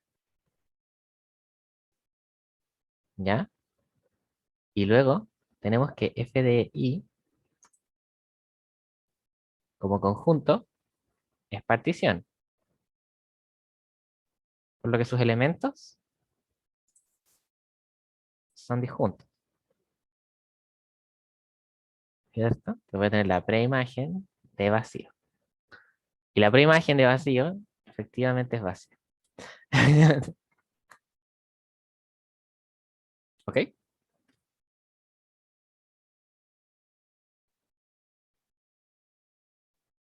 ¿Quedó claro esa parte? Necesito un poquitito de feedback.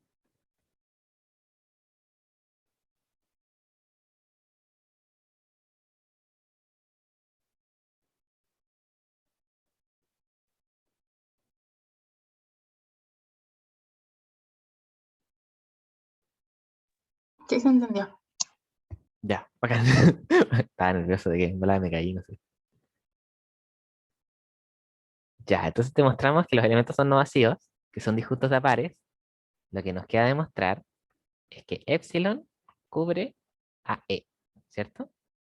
Es decir, que la unión de todos los elementos de epsilon es E, ¿ya?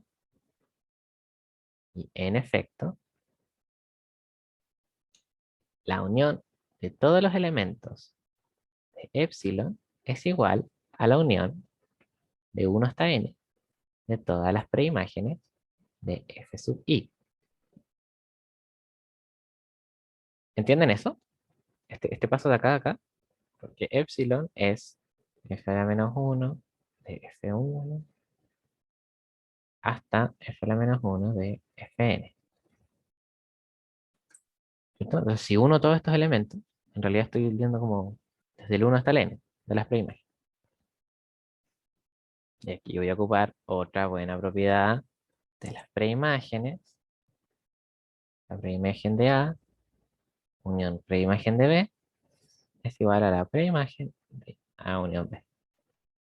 Recuerden que la preimagen se porta bien y la imagen se porta mal. Ok. Se puede tener f a la menos 1 de la unión de f de i. Y aquí tengo que recordar otra cosa, que el conjunto de f sub i es partición de f, por lo que la unión de los f de i es f. Luego esto es igual a la preimagen de f.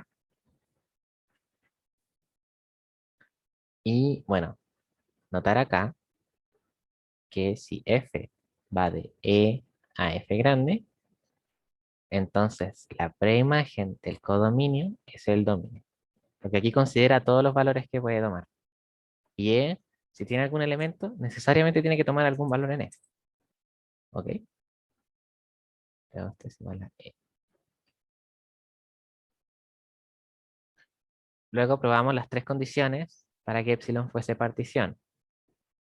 Por lo que es epsilon, que son las preimágenes de los f sub i que eran partición. No, F1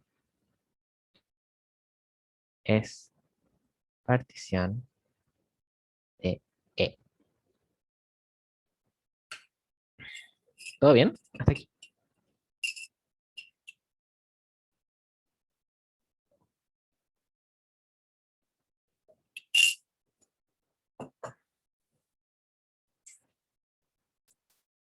Voy a seguir. Por último, vamos a demostrar la parte B. ¿Qué nos dice? Ojito acá, ahora es al revés. ¿Ya? Tengo una partición de E, ¿cierto? Ahora epsilon es una partición de E. Y nos piden demostrar que F cuática, que son las imágenes de los E, es una partición de F. Entonces, antes tenía una partición del codominio.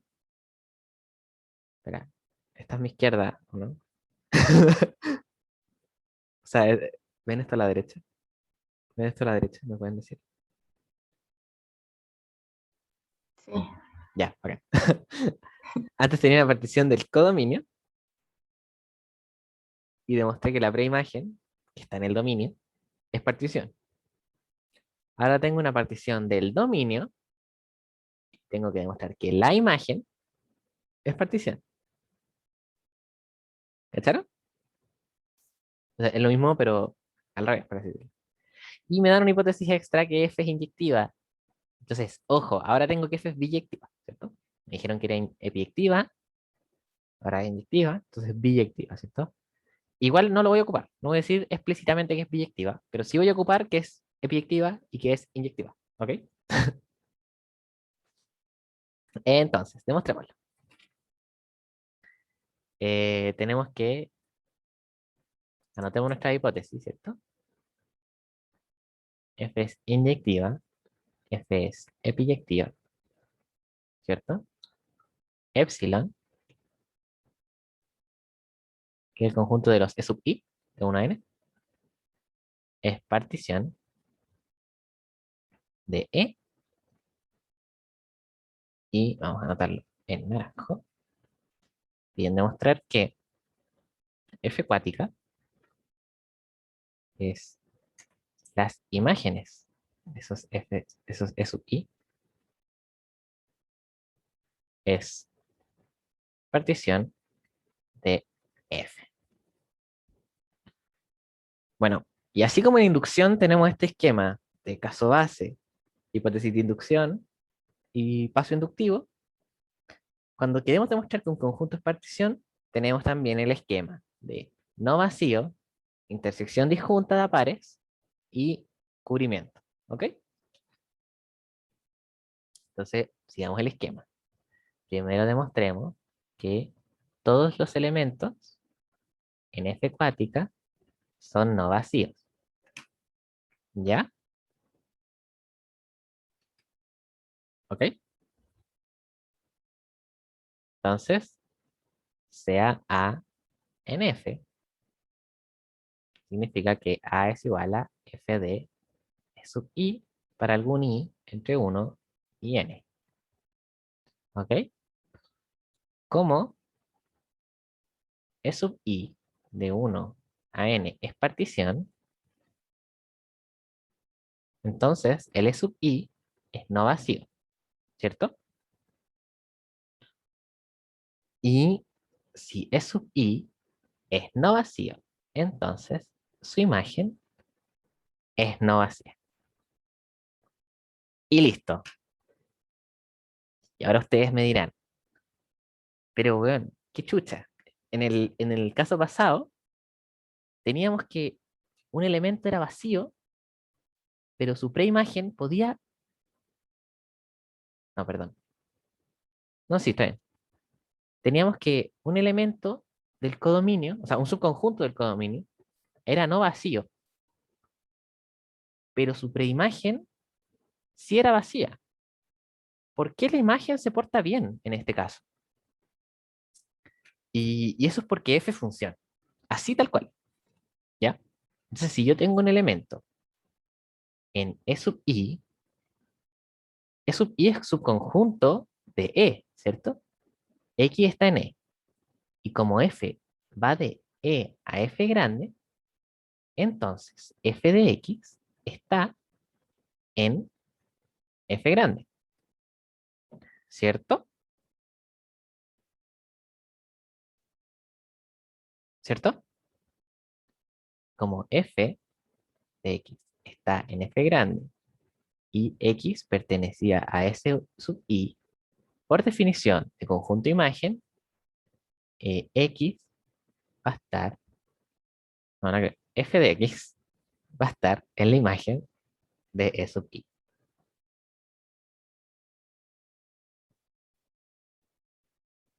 ¿Se entendió eso? ¿Podrías explicar lo último, por fin? Que se me cayó el internet justo. Ya, sí, tranqui.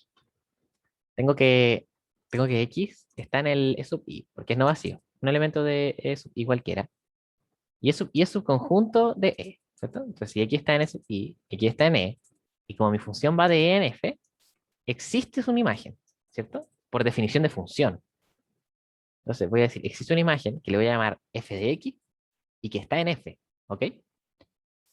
Entonces, como tengo su imagen en F y X está en E sub I, entonces f de X pertenece a la imagen de E sub I, ¿cierto? Porque recordemos, la imagen de A son todos los elementos del codominio, tales que existe un elemento en el dominio que lo alcanza, ¿cierto?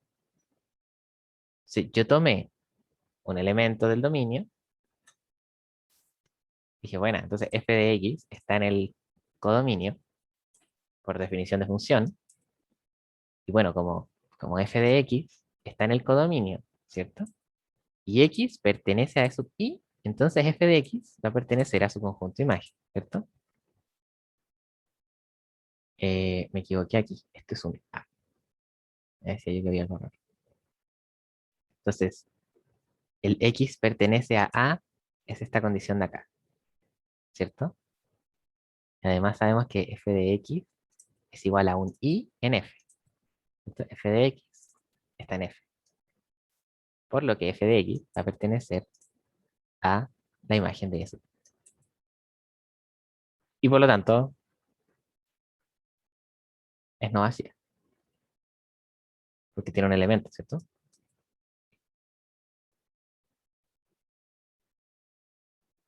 Es importante cuestionarse esos pasos, ¿ah?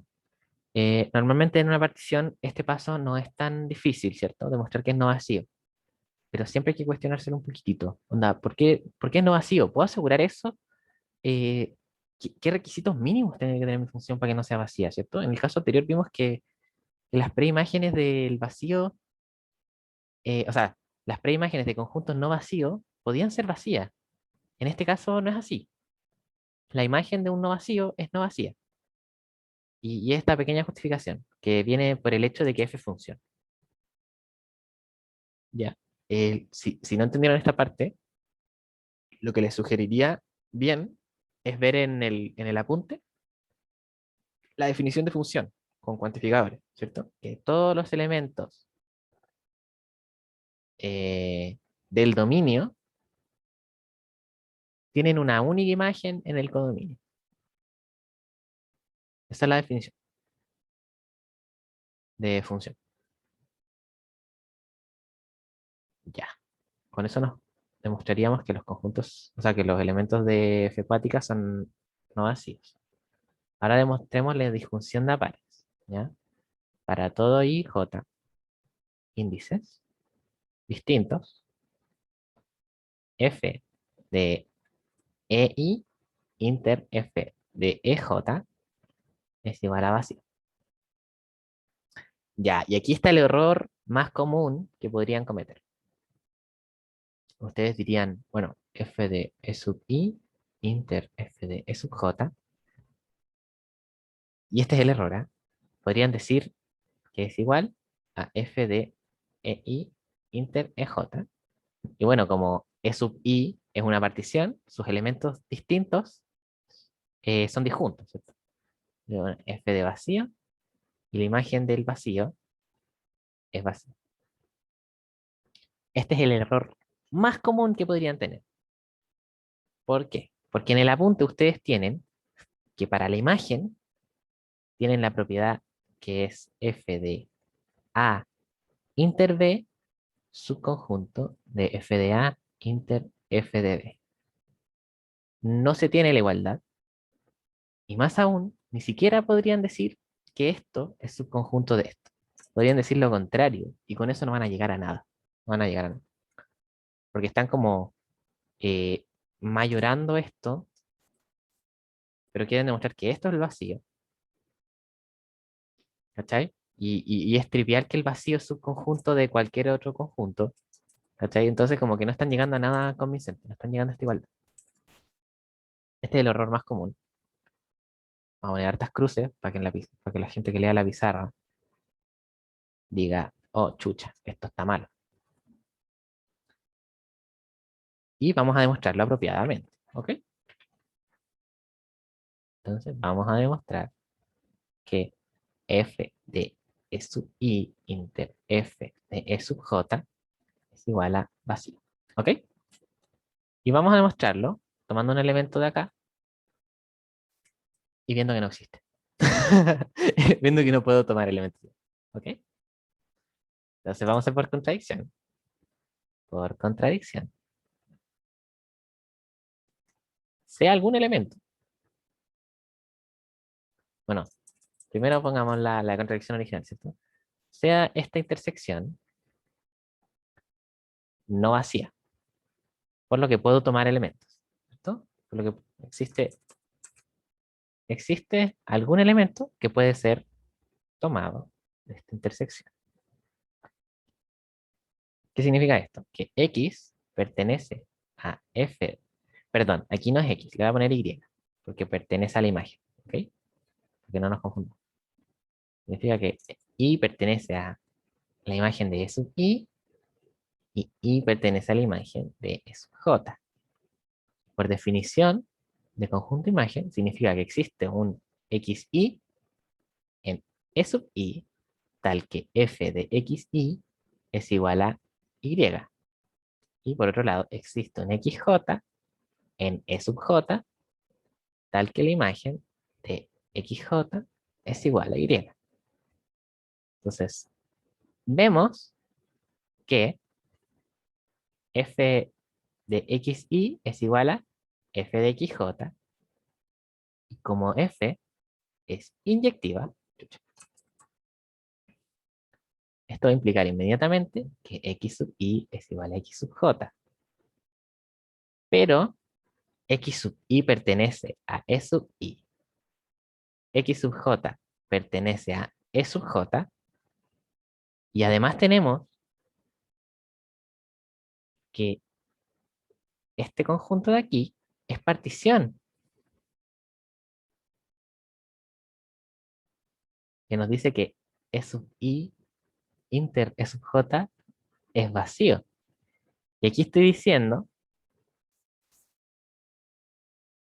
que, no sé, fijemos uno, ¿cierto? Estoy diciendo que X sub I pertenece a E sub I y además que X sub I pertenece a E sub J. Eso estoy diciendo, porque demostré que estos dos elementos son iguales, pero este elemento pertenece a sub J y como este elemento es igual a este elemento, entonces este también va a tener que pertenecer a sub J. Estoy diciendo que X sub I pertenece a E sub I inter E sub J y esto es contradictorio, porque es vacío, ¿cierto? Como es vacío, no puede ocurrir esto, no puede pertenecer que algún elemento pertenezca a ese conjunto. Entonces llegué a un absurdo en mi suposición inicial. ¿Cuál fue mi suposición inicial? Esta es falsa. ¿Ok? Luego, f de E sub I inter f de E sub J es igual a vacío. Nótese que ocupé que E sub I inter E sub J es partición y que F es inyectiva. ¿Ok? ¿Todo bien? ¿Señales de vida?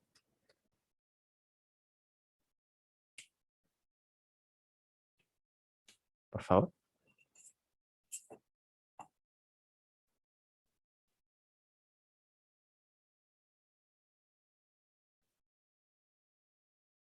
Sí, Ya, acá. Démosle con la última parte. Sé que están cansados ya. La última parte nos pide demostrar que F cuática cubre a F. ¿Ok? Es decir, que la unión de todos los elementos de F cuática es igual a S. Y en efecto, la unión de todos los elementos de F cuática es igual a la unión de todas las imágenes de los E sub I. ¿Cierto?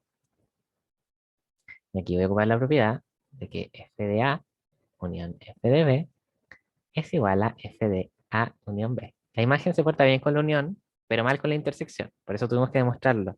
La disjunción, la página anterior, con otra cosa. Pero en este caso la unión se porta bien, así que nos podemos relajar con eso. Voy a tener que esto es la unión E sub I.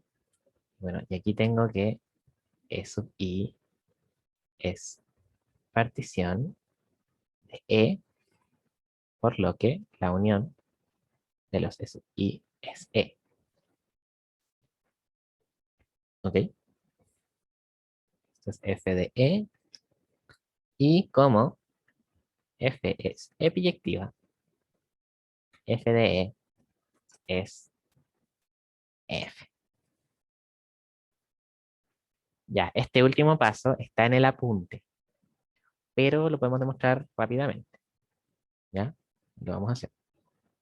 Demostremos que si F es biyectiva, entonces F de E es igual a F.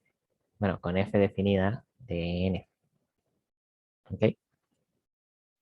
Y bueno, este es más tranquilo. Que F de E es igual a F si solo si F es subconjunto de F de E. Porque es trivial la otra inclusión, ¿cierto? Yo tengo E, este conjunto se puede achicar porque las imágenes pueden ser iguales. Entonces es trivial que F de E sea subconjunto de F. Entonces queremos demostrar esta parte. Y esto es sí, solo sí, para todos los elementos de F van a estar en F de E, por definición de inclusión. Para todos los I en F, ¿qué pasa si I está en el conjunto imagen? Tiene que existir un elemento en la preimagen tal que lo alcance, ¿cierto? Y esto de aquí es la definición de que F es biyectiva. Y sabemos que esto es cierto, ¿cierto? Por hipótesis.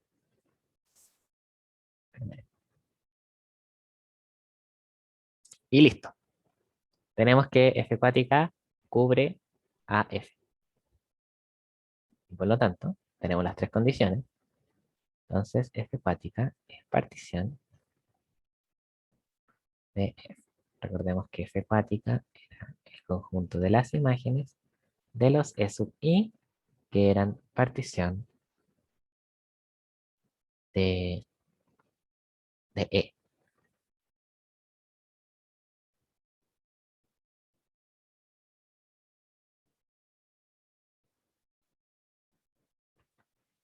Y listo. Esto es el auxiliar más largo que hemos hecho hasta ahora, pero es recuperativo, es voluntario y espero que les vaya bien. Estaríamos con esto. Si tienen alguna duda del final o dudas en general, me pueden comentar. Y si no, son libres de retirarse. Voy a dejar de grabar.